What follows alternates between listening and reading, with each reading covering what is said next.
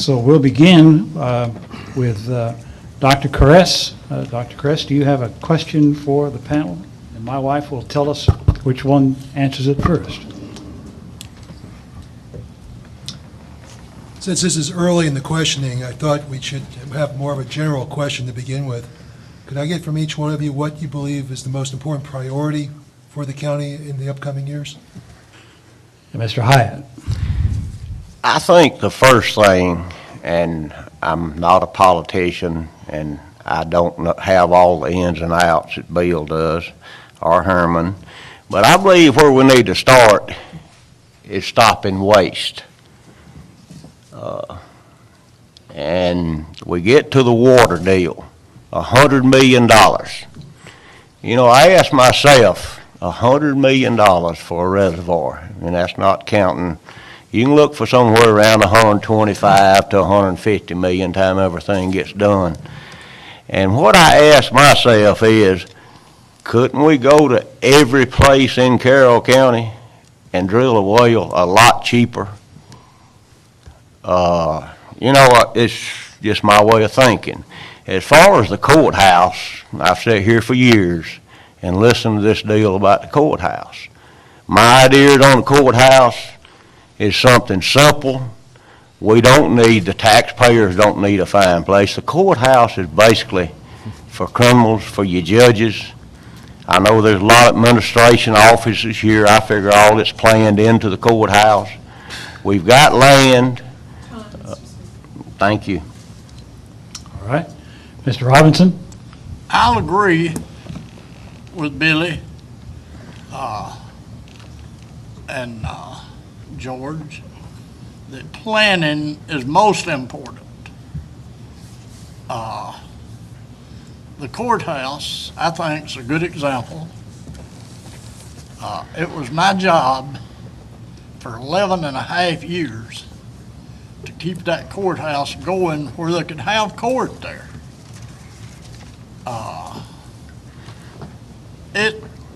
That courthouse, to me, is a disgrace for Carroll County.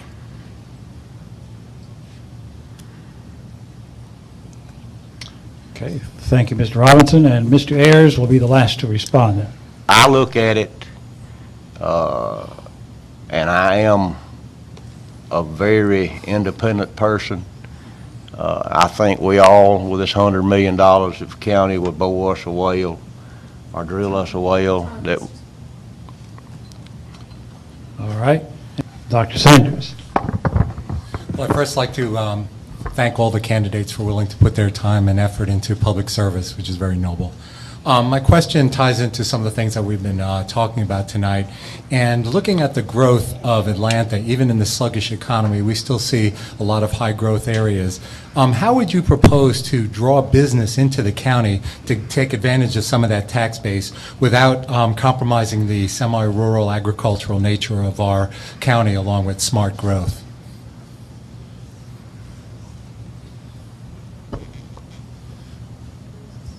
Oh, I'm sorry. Mr. Hyatt.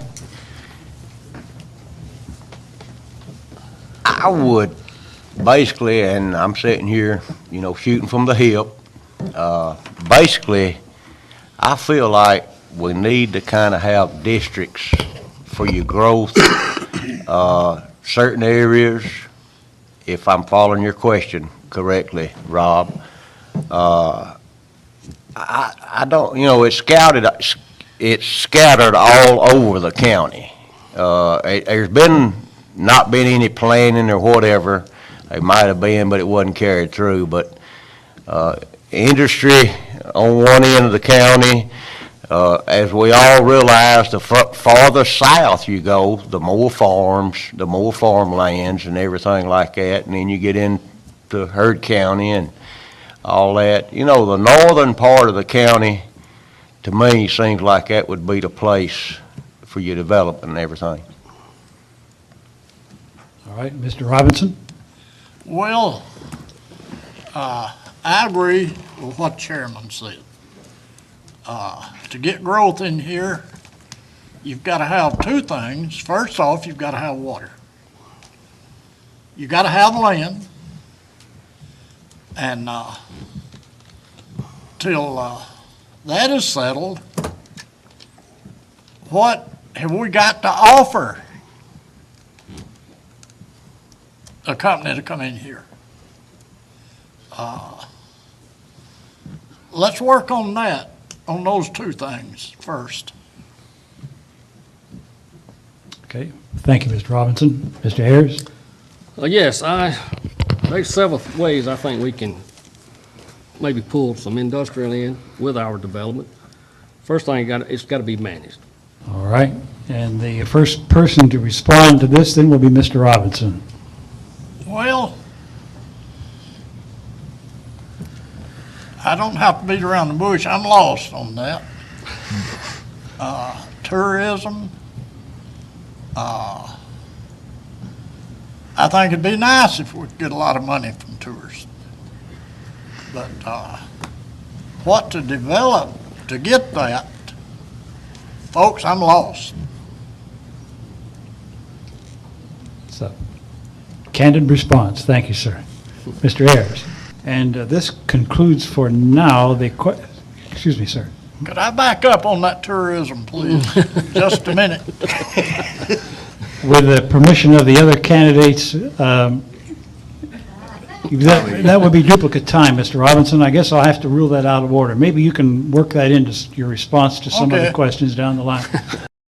I guess basically, as long as everyone pays their own way, instead of asking taxpayers to pay their way or pay a portion of this or pay a portion of that, I sit here and think about your kids, your grandkids.